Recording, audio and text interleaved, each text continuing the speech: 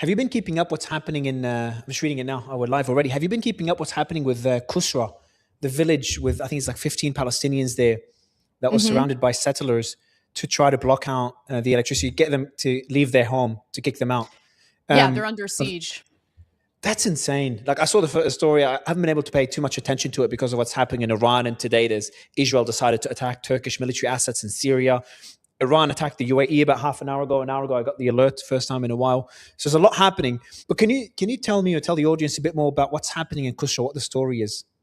I don't know too many details, to be fair, and I don't want to misinform anyone. But from what I have read about the situation, there's a group of about 15 Palestinian individuals in this, village in the West Bank who have been under siege by a group of Israeli settlers. And as we all know, Israeli settlers who are really we're using a euphemism when we just simply refer to them as settlers. These are terrorists. I mean, if you had a group of Muslims carrying out the same type of terrorism, they would rightly be called terrorists.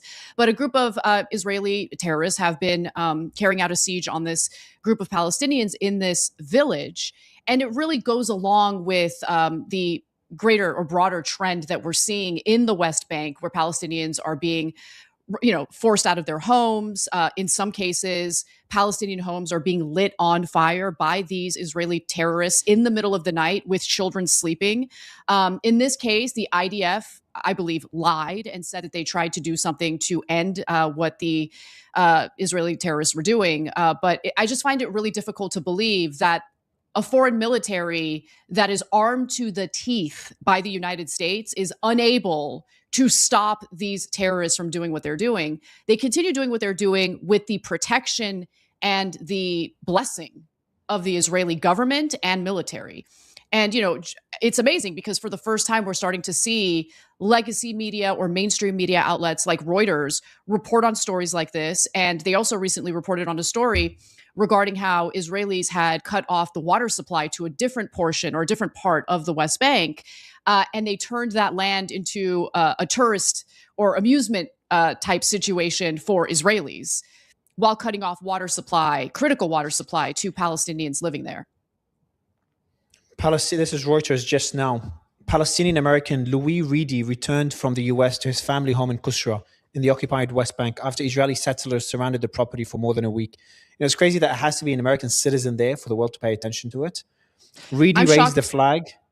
I'm shocked that anyone's Sorry? paying attention to it. It doesn't matter if it's an American citizen. I mean, there are American citizens that have been kidnapped by the Israelis, detained with no charges. One of them is a young university student. I'm forgetting her name at the moment. Please forgive me for that.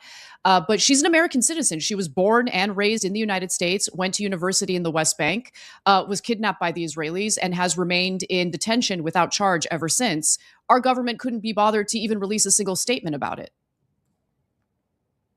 Jesus.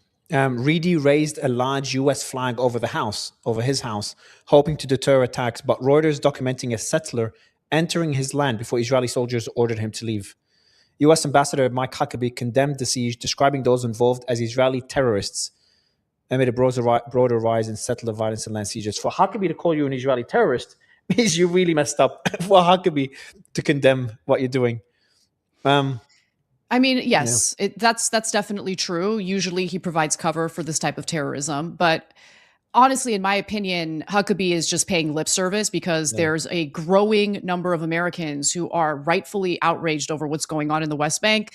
Obviously in regard to how law-abiding innocent Palestinian civilians are being treated, but also in regard to how Americans have been completely abandoned by our own government as they themselves are witnessing and undergoing the same type of terrorism.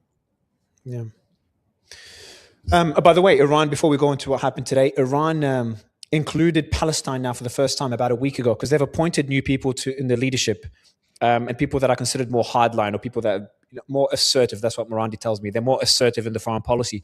And one of the conditions they put before opening the Strait of Hormuz was the cessation of hostilities in Palestine. Now, will the Iranians hold the Americans to this condition? I don't know. It's a difficult one to get the Israelis to stop what they're doing in Palestine, in the West Bank. I think it's a bit more symbolic. I just don't think they could do it, or they'd be willing to do it. But now the Iranians have definitely become a lot more assertive in their demands. Yeah, I just want to congratulate Israel in ensuring that more moderate representation in Iran has been executed. So hardliners are now in charge. And I actually do think Iran poses a security threat to Israel for the first time in reality. And good, good. They deserve it. We're talking about getting Iran to become more open or more Western, as some people call it. There's a bill that's being passed yesterday that gives prison terms for unauthorized scientific cooperation with institutions not approved by the Ministry of Intelligence. So, scientific institutions, if they want to work with other foreign institutions, they need to get permission from the intelligence. For people to do interviews with Western media, Israeli or American media, including the Young Turks, they need to get permission from the intelligence. Up to 5 years imprisonment for providing information, even reports or statistics to foreign parties without permission. So that's the new Iran. That's the post-war Iran, one that's more paranoid from the rest of the world, and one that's definitely where the IRGC's got a lot more control. But talking about this new Iran, there's today they also attacked the UAE, as I mentioned to you earlier. And Trump was talking about 2 days ago. He was talking about him having a line of communication with the IRGC. The IRGC said this is not true. That was yesterday. And now Trump is saying, no, there is no communication and the blockade will remain. What do you make of where we're at right now? Because it looks like Trump is not willing to concede anything, and the Iranians are sticking by their demands. If anything, they're becoming more strict with them. Well, Iran has quite a bit of leverage. I mean, take a step back and look at the whole picture. We're finding ourselves in a situation in which the aggressor, which started this war, is the United States at the behest of Israel. So we start the war knowing, by the way, that we had a depleted inventory of missile interceptors and even some missiles were running low. And the reason why I know for a fact that Trump was fully aware of this before beginning this war on February 28th is because last year there was a hearing in the Senate in regard to our depleted inventory of weaponry. But we started the war anyway. Okay, so we're already in a vulnerable position given our limitations militarily. At the same time, something that was said prior to the war, something that the Trump administration was warned about incessantly, was the fact that if we start this war, Iran very likely is going to take control of the Strait of Hormuz and shut down global transit. And that is exactly what they did for leverage. We have no military means of changing that, and that will continue. And that choke point is devastating for the global economy. It's devastating for the United States. You know, I was just in Italy, and it breaks my heart to see what the international community is currently witnessing and undergoing as a result of our actions at the behest of Israel. You know, gas is obviously higher in other parts of the world compared to the United States, where we're able to tap into our, strategic petroleum reserve, but even that is running low. And what really stood out to me is what Trump said recently in regard to higher gas prices at the pump. Americans are rightfully angry about that. And he's like, I'm never going to apologize because Iran can never have a nuclear weapon. This war was never really about nuclear weapons, as we all know. And now everything that Trump is doing indicates that we are being led by someone who's lashing out because he's lost. He knows he has lost. He doesn't want to admit publicly or openly that we lost. He doesn't want to pursue diplomatic means in good faith. And so he says he's never going to apologize for the decisions he made. All of us can basically suck it when it comes to higher gas prices, higher energy prices. And Mario, I can't emphasize enough how much we have a geriatric issue in government here in the United States. We're being led by people who are deeply corrupt. They already got their bag. They're already tremendously wealthy. The Trump family, every single member is a billionaire at this point because they have enriched themselves through the office of the presidency. Okay, I mean, Trump has some sort of medical issue. I don't know exactly what it is, but he's in his 80s at this point. He doesn't have that much longer to live. Let's keep it real. So the real burden, the real consequences of what the world will bear is being carried out by a dude in his 80s who already got the bag, is not worried about himself or his family economically, and he's going to be gone in a few years. For real, like gone. And it's just incredibly unfair because everyone else is going to be left suffering the consequences of this incredibly stupid war that makes no sense, that never really had a genuine goal other than Israel wants regime change. Let's see if we can make it happen. It was never about nuclear weapons. I've always maintained that position and I will continue to do so, especially considering the fact that Trump is like singing Kim Jong-un's praises and North Korea is a communist dictatorship that has nuclear weapons. How wild is that? He's praising Kim Jong-un, incomparable to the Iranian regime, the Iranian government, no matter what you think of them. A country that has nuclear weapons, that has threatened the United States time and time again, and he praises them. Yet he goes to Iran, starts this war, destroys the global economy because Iran cannot have a nuclear weapon. I just don't understand. Do you speak to many MAGA people? Do you have any close friends or anyone that you speak to? Do you mention this to them? If you have someone, mention. I'm curious to see what MAGA thinks of this particular point. Praising Kim Jong-un while constantly repeating Iran cannot have a nuclear weapon, the country that has a fatwa against building a nuclear weapon. It's so bizarre, Well, even for someone that's a diehard supporter of Trump. Well, look, there are two different groups of individuals who voted for Trump in the last election. All of them consider themselves MAGA leading up to the election. But now it's kind of like this bifurcated situation in which you have like the Tucker Carlson, Marjorie Taylor Greene contingent, and then you have the cult. And the reason why I say it's a cult is because if you aren't grounded in values and principles and you're willing to just provide cover for the president when he reneges on every promise and when he does the exact opposite of everything he said he was going to do when he was running, well, then you've just bought into the cult of personality. You're not grounded in any real policy preferences or anything like that. And honestly, how do you have a conversation with people who are more in line with a cult of personality as opposed to policy preferences? It just makes no sense. I was looking at the polls yesterday, by the way. He's down to 30, like I think the lowest level he had in both his presidencies. 33%, according to a Reuters Yeah. Ipsos poll. Yeah. Is that worse than, did Biden get worse? I don't remember, but I just, for those who are interested in doing like a comparative analysis, they're both trash. Okay. Biden was a horrible Yeah, president. Okay. Biden was a terrible president, and so is Trump. So that's the reality of the situation. And what I think Americans have to come to terms with is that our political system, unfortunately, has become so deeply corrupt. Moneyed interests have captured both political parties so intensely that I don't see any real political solution to what we're experiencing right now. I don't think that elections are going to save us, and that's a scary place to be. Yeah. All right. So I want to go to the story of the day. So a lot of people keep talking about potential conflict between Turkey and Israel. Someone actually mentioned to me that Polymarket, I think, the betting platform, I need to verify this, it gives it a 15%, 1-5 likelihood that there'll be some sort of military clash between Turkey and Israel. I'm going to verify this because there it is, Israel-Turkey military clash. It's a 15% chance, very little liquidity. But that's a crazy number to have those two countries mentioned as potentially clashing. But he mentioned that to me in the morning, and I dismissed it. Literally this afternoon, I get a report that Israel struck Syria again. And they struck the same airport they struck last year. I think this is the first strike since July last year, if I'm not mistaken. So in about a year. I'll have to verify that. But what they targeted was Turkish military assets that were being delivered to Syria. Turkey, Syria, and the US have condemned the attack. So even the US has condemned the attack, which struck Turkish military equipment in an airfield. Tom Barak called it an unnecessary escalation by Israel. And Axios reported that an Israeli official claimed the strike on the airbase was aimed at preventing Turkish and Syrian military buildup and the Turkish entrenchment in the area. So you could say that Israel pretty much struck Turkish assets. I'm not sure if there's any personnel. Some people are claiming there's Turkish personnel there inside of Syria.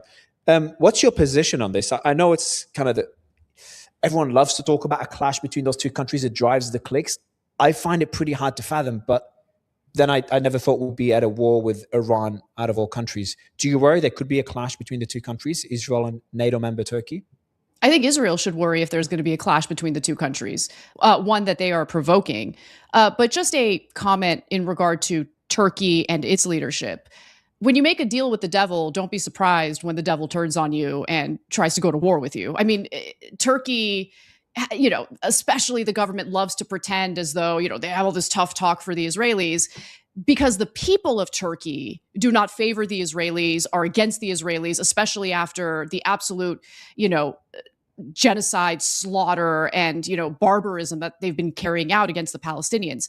But that is a little different from the leadership in Turkey. The government of Turkey is very happy to make all sorts of deals with the Israelis, especially when it comes to something like overthrowing Bashar al-Assad in Syria. Now, both Israel and Turkey had their own reasons for wanting to do that, different reasons for wanting to do that. But I don't think that any intelligent government leadership would ever even consider making any type of deal with the Israelis. That's insane.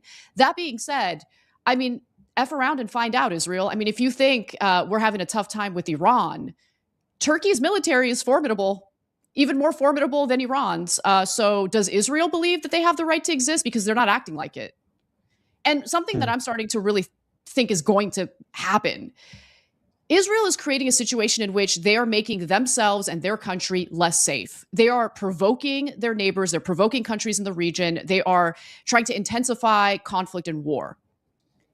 And we are finding ourselves in a situation where we're not going to be able to defend Israel if we're running out of missile interceptors and, military assets that we desperately need. Obviously, our military bases in the Gulf have been destroyed by Iran. And right now there's a new piece out in the Washington Post indicating that informally there are government officials in the US who are starting to reconsider whether we're even going to have a presence in the Gulf, whether or not we're actually going to rebuild those military bases. So this is happening in the backdrop as Israel is trying to, I guess, provoke more war with countries that have a far more formidable military. So what are they going to do? Are they going to get India to defend them? I don't know. And honestly, I don't care. What I want is for the United States to get out entirely. In fact, it would have been better for the United States to create diplomatic ties with Iran, because Iran would have been a far better economic partner to the United States as opposed to Israel, which just sucks the life out of our country, sucks the resources, sacrifices our soldiers for their wars. Israel is a pariah for a reason. And the American people realize that. Unfortunately, our government, which is paid off by the Israelis, bought by the Israelis, and blackmailed by the Israelis, doesn't get that. Where do you see because you speak to a lot of people, a lot of the same people we both speak to, and you cover this on a daily basis. Where do you see this all heading? There's one camp that is worried about, Marjorie Taylor Greene did a post yesterday about Trump considering nukes that everyone's talking about. So some people, or 2 days ago. Yes. Have you spoken to many people about this? Yeah, go ahead. Sorry, I totally forgot my original point. I'm sorry about my, my rant, but this was my original point to the previous question. I'm worried that Israel is creating the conditions in which they think it would be justified to use nuclear weapons. And I am worried about that. I've been worried about that. And there's really no other explanation. I mean, Israel's not dumb. They know what the situation on the ground is. They know the military limitations of the United States at the current moment and its inability to protect Israel. Israel has something known as the Samson option, where if they feel that the very existence of Israel is under threat, they will deploy nuclear weapons. I think they're kind of creating the conditions in order to do this. And in their minds, they think they would be justified in using, weapons of mass destruction, nuclear weapons. And so when you really stop to think about the hilarity of Israel, of all countries, trying to act as the international police, determining which countries can and can't have nuclear weapons, as they themselves act as belligerently as they've been acting. I mean, what can you do other than laugh? It's insane. Have you spoken to many people about the post by Marjorie Taylor Greene regarding Trump talking about nukes in those meetings? So not about what Marjorie Taylor Greene said specifically, but prior to the post that she put up on X, I had interviews with both Joe Kent and Trita Parsi where this topic came up, and they're both very much in line with what I think. They are very concerned that Israel is considering using nuclear weapons. And I mean, this administration in the United States is increasingly unhinged. I mean, I don't put it past them to maybe consider using nuclear weapons as well, but I don't know. It's a real legitimate concern, because I don't see any other way for Israel to come out of the other side of this unscathed. I mean, again, they're creating a less safe environment for themselves, knowing the limitations of our military capabilities right now. Why would they do that? It doesn't make any sense at all. I'm speaking to Joe Kent later tonight, and I'll ask him about that post because he's obviously close to Marjorie. I'm trying to speak to Marjorie Taylor Greene as well. You should have her on your show. But I don't know. I'm struggling to believe that they're considering it. Now, did they bring it up? It depends on which context, because all it takes is one military expert on that advisory, whoever's advising the president. Just someone like General Kane. If Trump says, how can we destroy Pickaxe Mountain? General Kane might say, okay, you have to nuke it. Put a nuke inside, have troops on the ground, special operation, put a nuke inside it. That's the only way to destroy it, but that's completely unfeasible. And then they move on. But you could claim they discussed a nuke in Iran. They discussed it without genuinely considering it. I highly doubt, and by the way, most people disagree with me. I'm one of the few that highly doubts the president or anyone in his administration would be considering a nuke, knowing that the consequences of it. It's no longer Israel being a pariah. It's the United States becoming a pariah. The U.S. empire, you're talking about U.S. hegemony ending in 10, 20 years. It ends in 1-2 months if that happens. So I just don't think they've lost their mind. I'm not sure what side of the argument you're on when it comes to Trump's mental state, because some people do believe, Joe Kent included, no, not Joe Kent, Robert Barnes, for example, included, that he's gone cuckoo. I think that Trump is the type of person who would consider nuking a hurricane, which is what he did in his first term. Okay. So, I guess how about Robert Barnes' side on this? Yeah. I can see. All right, we'll move on. That's pretty. Look, if you're right, that's very terrifying. Honestly, it's very, very terrifying. Yeah. The Middle East, I live in Dubai. Now, I've got the privilege of leaving the country at any time. I'm an Australian citizen, but some people have their livelihood in the region, in the Middle East. And I was just telling a person today, because the alert went off today. First time in I don't know how many months that it goes off in Dubai. There it is, emergency alert. I'll show it on my phone in a second. But yeah, so first time in a long time, you can see that alert here. This is not something you'd see in Dubai. This is becoming the norm now. And I remember I was in a restaurant when it went off, and people just kept having their dinner in Dubai. We're not talking about Israel or Iran or Lebanon or Yemen. And the region will never be the same. I just don't understand. I think people in the United States don't understand what they did, or what the president and the administration did to the Middle East. The fact that the Houthis are attacking Saudi on a daily basis, the fact that ships are being attacked in the Red Sea and the Strait of Hormuz on a daily basis, where 25% of global energy, 40 to 50% of global energy exports go through just the Strait of Hormuz alone. The UAE being attacked, one of the hubs for security, safety, the stability they've had for so many decades. It's just so insane. I think a lot of Americans understand what our government has done, not just in the Middle East, but across the globe. And look, I love my country. And when I say that, I'm not talking about the government. I'm talking about the people of our country. I'm talking about our beautiful landscape, our land, it's the idea of America, our Constitution. Our government is disgusting, loathsome, slimy, corrupt, and doesn't do a good job representing our people. But even worse, their actions on the international stage are making Americans pariahs. And it's not fair to us, because we have absolutely no way of influencing our government in a so-called democracy. Whether you vote for the Democrat or the Republican, you're going to get Netanyahu. And that's a problem, because if Netanyahu is dictating our foreign policy, you're going to get what we've been seeing in the Middle East. And it's not good.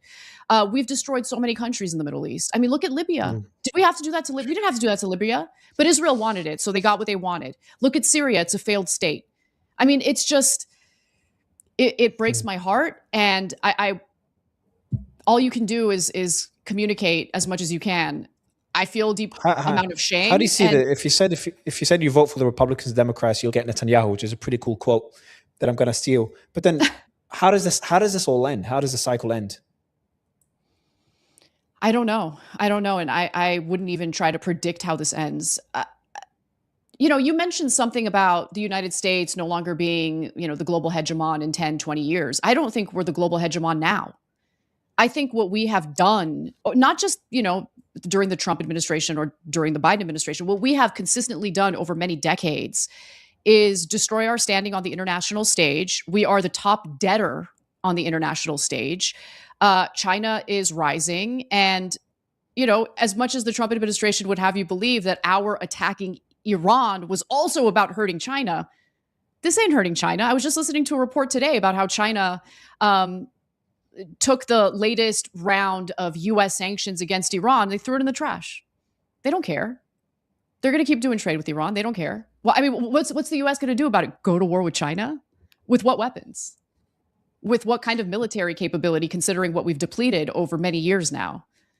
And, Trump just signed a deal with Raytheon, giving them a almost $45 billion contract to build missiles, Tomahawk missiles specifically. It takes years to build those missiles. This is not something that they can snap their fingers and by tomorrow or even next week, we have the weapons needed to carry out these wars. It's just, I, for the first time, feel that our national security has been jeopardized. I feel like a pariah on the international stage. I'm worried about, whether or not the US dollar will be the dominant currency moving forward. And honestly, I think that there is a possibility that the country that intervenes and puts a stop to this, and it could be a country like China, that's going to be the hegemon. It's that simple.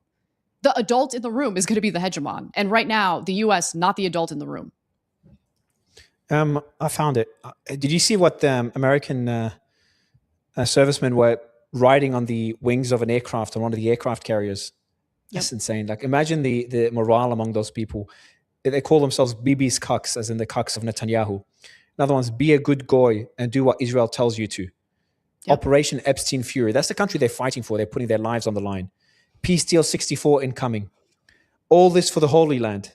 I love Israel. I'm a good goyim. And one of my guests was telling me how Sean Ryan was saying, this is, people he speaks to, senior members of the U.S. military, feel the same thing, that this is a war they're fighting for Israel. And you'd expect American men and women to put their lives on the line for this. They think that because it's true. And so just to repeat a point that I've been making over and over again, people don't hate Israel because they're anti-Semites. They hate Israel because Israel drags us into wars on their behalf. They hate Israel because they're feeling the consequences of Israel's policies and disgusting, loathsome ways at the gas pump and when it comes to overall inflation, especially when it comes to the cost of food. They hate Israel because of the genocide it carried out in Gaza, the mass slaughter that it's trying to carry out right now in the West Bank in an effort to expand its borders and take over that territory, over the destruction of dozens of villages in southern Lebanon in, again, yet another attempt to expand its borders. Behavior leads to consequences. Okay, so the number one reason for hatred directed toward Israel is Israel's behavior. It has nothing to do with Judaism. It has nothing to do with Jewish identity, as much as Israel tries to make it wrongly about Jewish identity. There is no entity in existence that has created more anti-Semitism than Israel, because they insist on conflating the two things. And for anyone who has fallen for that trick, please don't fall for that trick, because the global Jewish community is not responsible for the actions of the Israeli government. And honestly, the majority of the Israeli people who love what the Israeli government is doing. Well, the Yemeni armed forces have just struck a Saudi oil tanker in the Bab el-Mandeb. Goes to my last point. This is the reality in the region.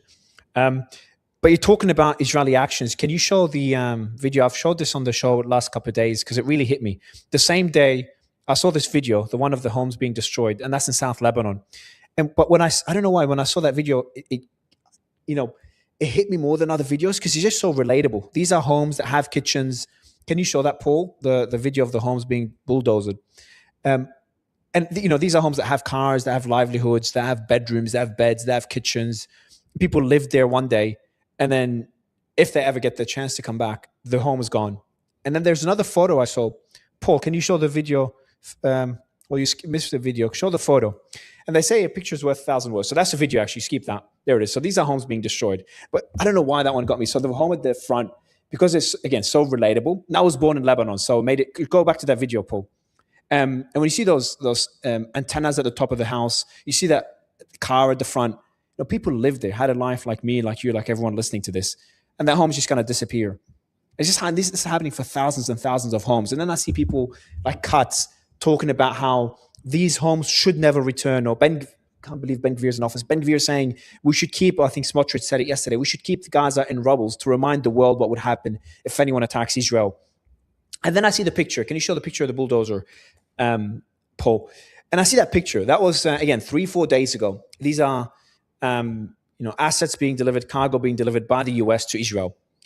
And just the first photo, you look at that bulldozer, that's the exact bulldozer that has destroyed, that will be destroying people's livelihoods. And it's coming from the US. You see, the Israeli Ministry of Defense has announced that a cargo ship from the USA carrying thousands of tons of military equipment has arrived in Haifa to be delivered to the IDF. The shipment includes D9 bulldozers, Humvees, GLTVs, etc., and trucks. And then I see today, I look at the polls, and Randy Fine, 95 whatever percent likelihood he's going to win the primaries. I don't know. I can't connect these dots. I'm guessing it's just too many people watch Fox News, I guess, and are not aware of these basic facts that me, you, and others listening to this know. I mean, you have to look at the demographic in Randy Fine's district, and something tells me that it's a group of people who favor what Israel's doing. So Randy Fine winning doesn't surprise me at all. It disgusts me, but it is what it is. I honestly, these stories bring me to tears, and knowing that my money partly funds this terrorism, all I can do is apologize. I wish I had the ability to change it, but we don't. We don't actually live in a democracy. A democracy is responsive to its people. And the majority of the American people don't want to fund genocide, land theft, mass slaughter, child killings. They don't want to fund that, but they have no choice. So many Americans are struggling in our own country, and they're abandoned by our government. But Raytheon needs another $44 billion, $45 billion to build more Tomahawk missiles. For what reason? Is it to keep the United States safe, to bolster our national security? No, of course not.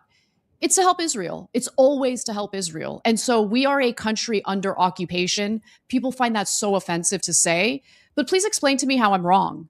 When our foreign policy, when our military and our soldiers are being sacrificed for Israel, how are you going to argue otherwise? I just don't understand people who try to. I love when people try to say that, like, no. Israel is actually a puppet country of the United States. Right. That's why Israel pays for our wars, right? That's why Israel sacrifices their soldiers at our behest. No, come on. Last thing I want to ask you about actually is, do you know the influencer? He's got a show as well, podcaster, Jackson Hinkle. He's got a pretty big following. So I'm a free speech absolutist. So I think everyone should have the right to say whatever they want. Now, Jackson always takes it a step too far. That's just the way he does things. And he's got an incredibly big following. And I remember one day he came on a debate I had him debate someone else who's pro-Israel. The first thing Jackson came on and said, Hamas should have nuclear weapons. That was the argument he's making. And the guy, his opponent, just lost his mind, was yelling it.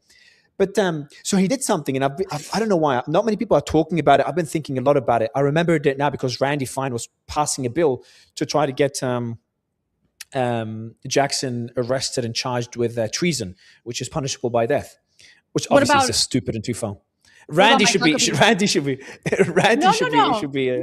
Look, I find Randy Fine absolutely disgusting, vile, right? But I don't think he's done anything that amounts to treason. Okay, like. If there is an example, passing Section 224 is getting close.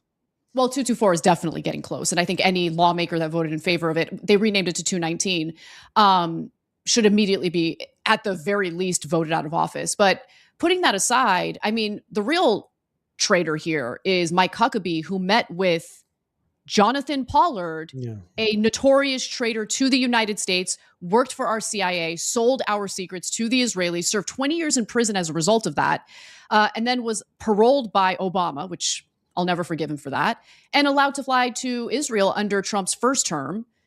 Huckabee met with him without even advising with the White House, letting anyone know about it. Why? Why did you have to meet with a well-known traitor to the United States who, by the way, has threatened to use nuclear weapons against the United States? So, I mean, we're going to have a conversation about traitors. Like the American ambassador to Iraq or Afghanistan meeting with Osama bin Laden after 9/11. Yeah, it's so gross. And look, in regard to Hinkle. So you know what he did in Iran? He went there and started shouting, "Down with the USA." Thousands repeated the same thing. Now, he offered context that before that they were talking about criticizing the American leadership. And the reason I ask you about this is obviously you're really upset with America's leadership. You're upset with what the US has done around the world.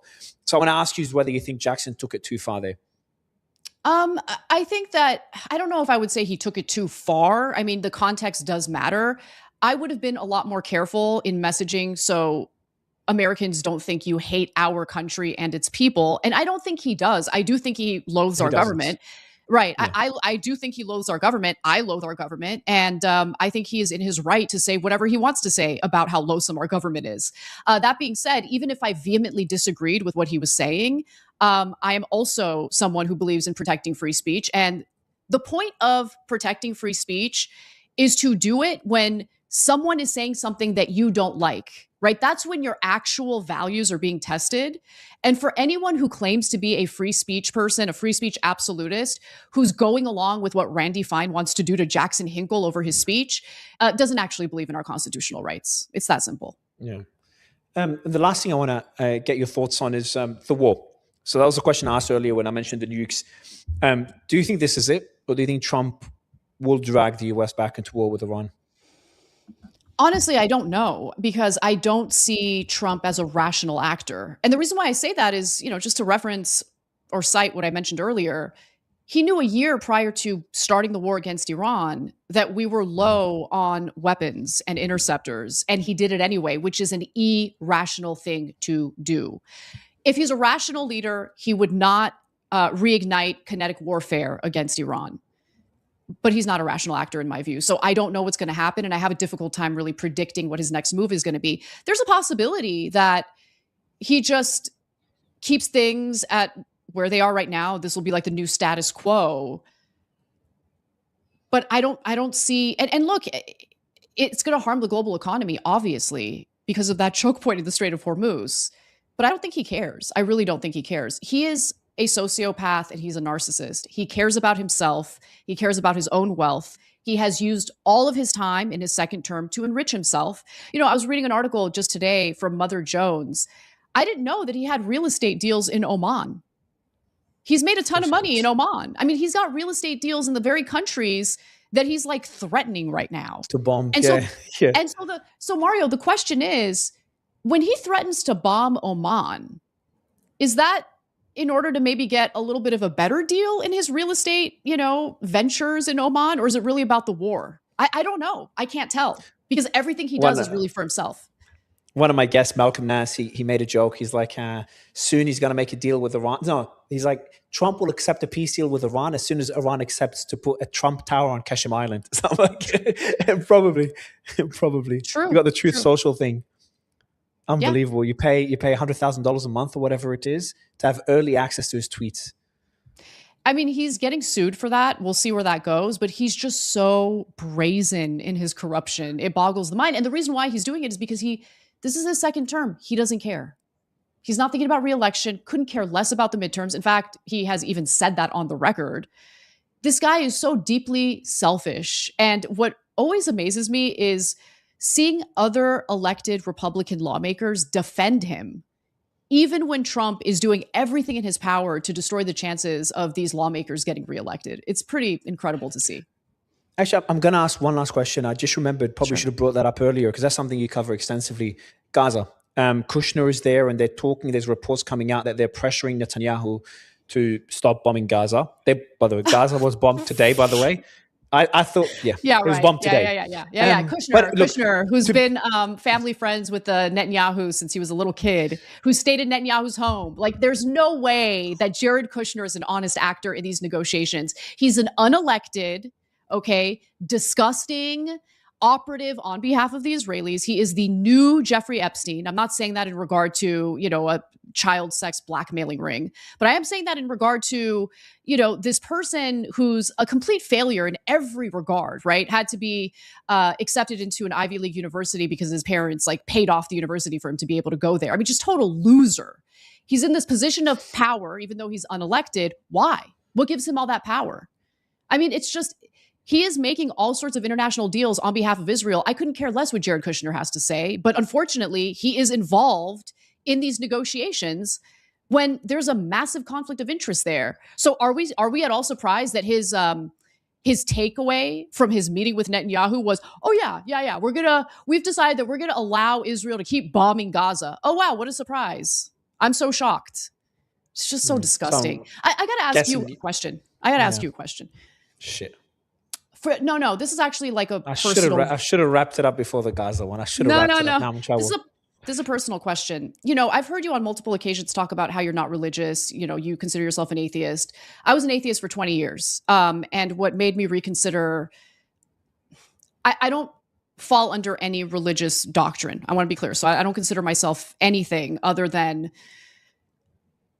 I need to believe that there is more than nothing after we die, because I don't believe there's justice in this world.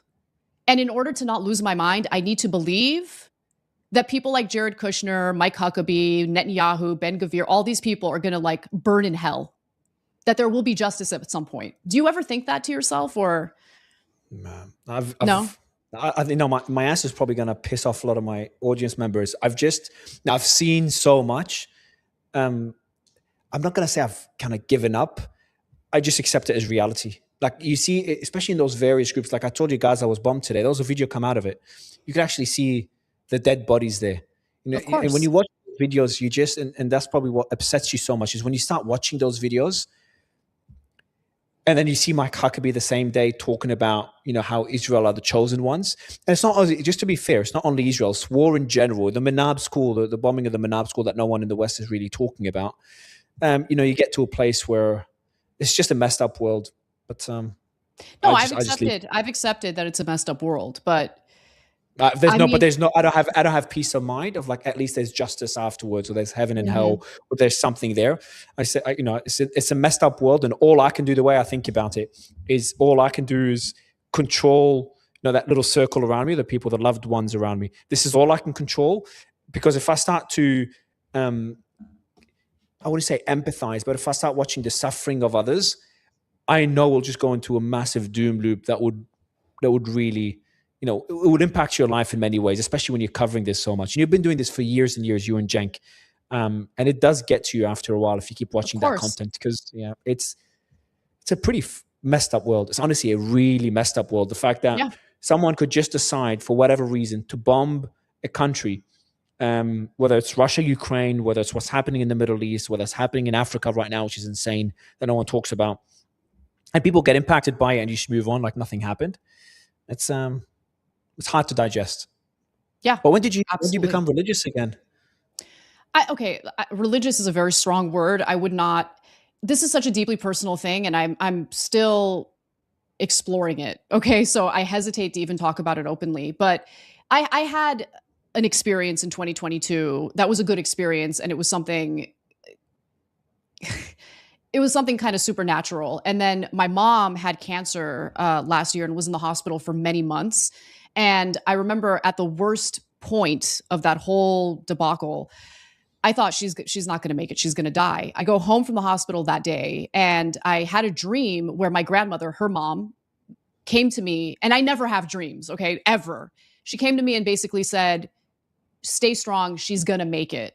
And I'm like, whatever. It's just a dream. Who cares? Like, I'm not one of these people who makes much of dreams. I go to see my mom in the hospital that next day, and she tells me, "Your grandma visited me in my dream and told me I'm going to be okay." Like, that's crazy. Like, what are the chances? So, okay, that could be a coincidence. But it was the thing that happened to me in 2022. And I don't know. Sometimes I feel that there is something greater than us, and I feel it. But how do you describe that? How do you explain that in a way that's going to resonate with people? It's not. It's a very personal thing. So that's where I'm at with Is your it. Now, mom is your mom okay? she's survived. She's at home. Okay. She's doing really well. Yeah. I am, for me, seeing the suffering does the opposite to me. I'm like, if there is a being there, whatever it is, however you want to believe in, I'm also, I just look at it and say, like, if there was something there, the first thing it should do, or they should do, is just stop that suffering. People, the kids in Palestine should not be carrying dolls on a stretcher because they've gotten used to this, should not be going through the pain of using loved ones when they're still maturing and building their personality. It should not be going through illnesses without having basic care and medicine, or people giving birth without anesthesia. That shouldn't happen. Yeah. That's why, for me, it's having the opposite effect of what I would like it to have. But it is messed up. Like, honestly, even though I talk about this on a daily basis for hours, I do ask people sometimes to really tune out. I've had loved ones get really impacted by what happened in Gaza. Really impacted. Um, Yeah. yeah. I finally got myself to watch The Voice of Hind, Rajab. And I don't know how anyone can watch that film or listen to her calls and be okay with what's been going on. Is that the But girl? Is that the girl in the car that called 911 or yep. the emergency services? Yeah, it's just 6 years Yeah. old. Like, I have a hard time Yeah. like believing that there's evil in this world that would know that there is a little 6-year-old girl trapped in a vehicle full of dead family members, scared, terrified. Like, that's how she died. She died scared, terrified. She was afraid of the dark. And like, as you know, it was getting dark, she was begging for someone to come and help her. Israelis give the emergency workers clearance to get to her. And as they get closer, they bomb the emergency workers and then start shelling the vehicle that Hind Rajab was trapped in and killed her. I need to believe that there's justice at some point. Otherwise, I will lose my mind. Yeah, and then I'm trying to find the quote by Ben Gvir that really got me. I think targeted eliminations should be carried out in Gaza every night. Take out 30 to 40, not only Yeah. those who endanger you at the particular moment. There are people that shouldn't be alive. They shouldn't live. I'm already being generous by calling them people. So this is the Israeli National Security Minister. Yeah. I'd leave it there. Like, this is something I haven't heard any Iranian diplomat say, just to be clear. I haven't heard North Korea say that. So Right. it's fucked up. Yeah. All right, enough. Sorry to leave it on a bad note. You brought up the topic. It's your fault. Don't blame me for it. Sorry about that. But not at all. Not at all. I appreciate your time. Appreciate you coming on as always, and appreciate the work that you and Cenk continue to do. Thank you. I feel the same way, Mario. Keep it up. Thank you, Anna. All right, guys. I'll be live again in an hour with Philip Pilkington and George Gammon to talk about the US dollar. It's a debate between both of them about the US dollar as the world's reserve currency. So I'll see you guys in an hour.